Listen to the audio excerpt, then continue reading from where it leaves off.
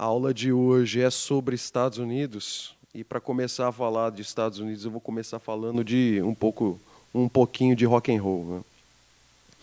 O rock and roll, um estilo musical que eu gosto muito, surgiu exatamente neste país.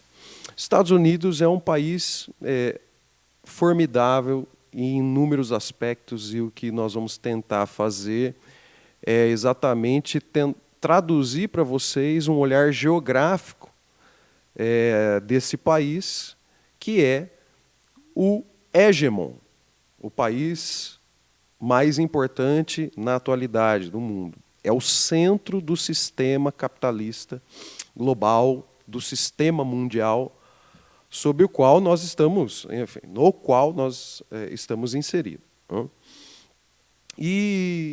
E os Estados Unidos, um país riquíssimo, multiétnico, plural, enfim, de extrema capacidade produtiva, dentre os seus episódios, temos a história do rock and roll, que surgiu lá. O rock and roll é um estilo musical datado da década de 1950 e ele é um derivativo de outros estilos musicais que eram praticados nos Estados Unidos, né, como o Rhythm and Blues, o Big Band Jazz, como o blues, como o country music. Então, a mistura disso aí, que também é a mistura em termos sonoros e poéticos, né, rítmicos, sonoros e poéticos, de vários grupos sociais, resultaram no rock and roll. E os Estados Unidos, na década de 1950, já eram o país mais poderoso do mundo, com o maior mercado. E aí, o que acontece? Em termos de volume de negócios, né? E aí, então, essa manifestação cultural norte-americana foi exportada, junto com o processo de expansão do Estado norte-americano, que passa pela exportação da sua cultura, dos seus bens culturais. Isso é a estratégia de dominação, inclusive. Então, mesmo no rock and roll, assim como no futebol, coisas assim, existem intencionalidades do poder de Estado sempre colocada ali. E olha que o rock and roll é uma música que nasce num sentido mais profano, mais festivo, e depois vai ganhar vários tipos de matizes, inclusive em algum momento vai se identificar como um estilo crítico social, né? Mas em outros momentos como um estilo conservador, extremamente, enfim, então você vai ter de tudo ali. Mas o ponto é que com a exportação da cultura norte-americana, dos bens culturais norte-americanos, isso atingiu, sobretudo, a Europa Ocidental e o Reino Unido, a Inglaterra, tal, né? Só que existem, enfim, algumas diferenças culturais ali na Inglaterra, no próprio Estados Unidos, apesar das raízes comuns. E eles transformaram o rock and roll, né? Os ingleses, de fato, transformaram o rock and roll, tornando mais denso, artisticamente dizendo, né? E aí eles invadem os Estados Unidos. O que é isso? A invasão britânica. É o fenômeno ocorrido a partir da década de 1960, no qual os músicos britânicos, enfim, os grupos britânicos, sobretudo de rock and roll, ganharam o mercado norte-americano, né? Isso fazia parte da própria estratégia dos negócios. Enfim, ganhar o mercado norte-americano significava ganhar o mundo, né? E aí que o rock and roll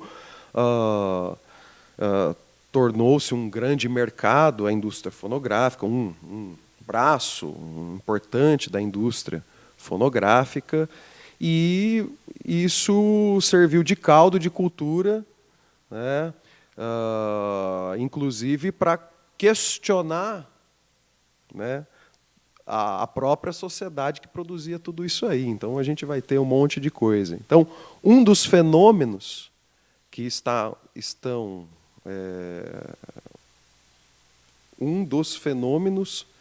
está presente na história norte-americana é exatamente a constituição do rock and roll, a exportação do rock and roll e depois o retorno deste rock and roll ganhando o território norte-americano, porém transformado a partir de outras contribuições culturais, outros vieses. Então, isso permite que nós possamos criar um quadro inicial do que é esse país, né? Do que é esse país, o que é os Estados Unidos.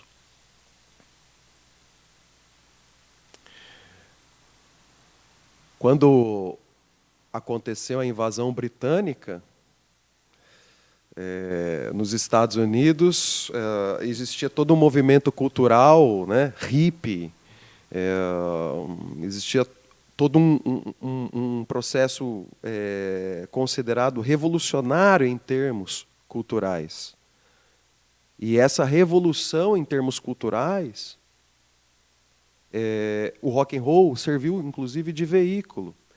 Então, a parte grosseira da propaganda do rock and roll, isso foi muito explorado mercadologicamente.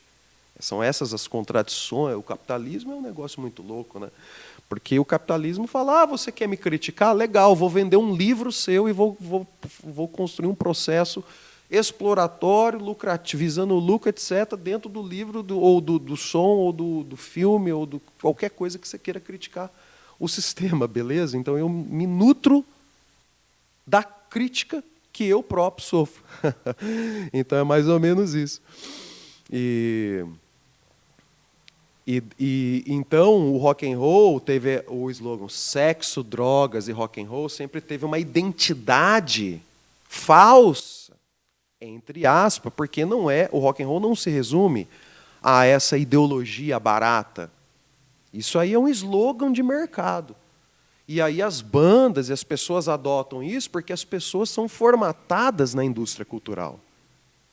E aí é legal pegar o cabelo e pintar de tal jeito, ou deixar de tal jeito, ou usar roupa de tal banda, ou a cor tal, o estilo tal, a maquiagem tal, o adorno tal. Tudo isso é o capitalismo ali, ó, produzindo cultura, produzindo estilo, a indústria, e movimentando as identidades, né? E o rock and roll foi muito utilizado nisso. E exatamente nessa época que essa ideologia, na verdade, tinha um pano de fundo cultural que era a Revolução Cultural. A Revolução Cultural vista em termos de revolução de costumes. E aí, rompimento com tradições, inclusive rompimento com tradições religiosas. E aí todo esse conflito da nova geração, a geração moderna, a geração rock and roll, a geração Coca-Cola, ou coisa assim, né? Aquela contraposição da visão profana da vida, da visão que não traz o sacro, né? Ou se traz o sacro, ou resgata o sacro, resgata de uma forma romântica. Então aí, dentro dessa cultura hippie, você tem um movimento assim da busca pela espiritualidade através do uso de ácido lisérgico, do uso de outros tipos de drogas, né? Então, sempre tem essa vinculação à questão da expansão da mente, de você não seguir as regras tradicionais ditadas por padres, por pastores, pelo patriarcado. O movimento feminista ganha dimensões exatamente nesse processo. Nesse processo. E os Estados Unidos, sendo centro do sistema capitalista já nessa época, é o centro que irradia exatamente para os outros territórios do mundo essas ideias. Então, vejam que são códigos, ideias diferentes. Ao mesmo tempo que fala-se de liberalismo, critica-se o liberalismo, e isso vem dos Estados Unidos. Ao mesmo tempo que tem lá o puritano, a Ku Klux Klan, os racistas, o pessoal que acha que Adão e Eva foram o primeiro homem e a mulher, e toda aquela coisa, aquelas regras comportamentais que o pessoal tenta puxar de milhares de anos para cá. Hoje tem aí a manifestação cultural que ganhou um fenômeno social maior por conta de um momento de urbanização, de um momento de globalização, etc., etc., etc., mas em termos de revolução sexual, revolução comportamental, né? Isso tem a ver com o ganho, com a inserção da mulher no mercado de trabalho, com o desenvolvimento de métodos contraceptivos, com o mercado das ideologias. E aí vai. Né? Então, tudo isso tendo os Estados Unidos como palco privilegiado. Então, o Pete Townshend, que é o principal compositor do The Who, que é uma banda britânica, foi uma das bandas que invadiram os Estados Unidos. Certamente, o The Beatles tem o Beatles tem a sua importância porque eles são os primeiros grandes a conquistarem o mercado norte-americano. Inclusive, teve toda uma reação ao rock and roll, né? Dentro dos Estados Unidos. Tinha os puritanos dos folks lá e tal, que amavam o Bob Dylan e depois foram jogar tomate na cara do Bob Dylan, porque o Bob Dylan não quis ficar só tocando folk, quis tocar outras coisas, quis colocar guitarra, quis colocar instrumentos elétricos. Então, essas paranoias identitárias, até isso acontece. Você não pode adotar tal instrumento musical porque ele é satânico, né? Ou porque ele é não sei o quê, ou porque ele é estrangeiro. Né?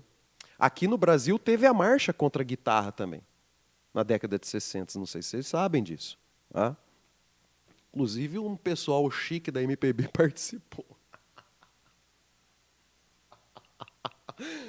Depois vocês pesquisem sobre isso. Tá?